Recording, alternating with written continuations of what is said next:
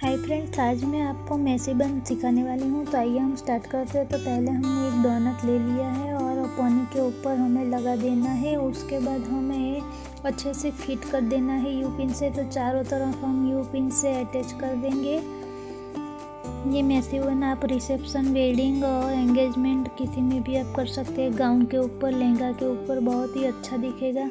तो पहले हमने थोड़ा सा सेक्शन निकालना है बालों के अंदर से और उसको दो पार्ट में डिवाइड करना है और फिर ट्विस्ट लगाना है। दोनों को ट्विस्ट लगाते लगाते नीचे तक जाना है और बाकी का जो एक थोड़ा बाल हमें नीचे से पकड़ना है और ऊपर की तरफ खींचना है। तो एक फ्लावर जैसा बन के रेडी होगा और उस फ्लावर को हमें बन के ऊपर बिठा देना है और यू पिन से फिट कर देना है।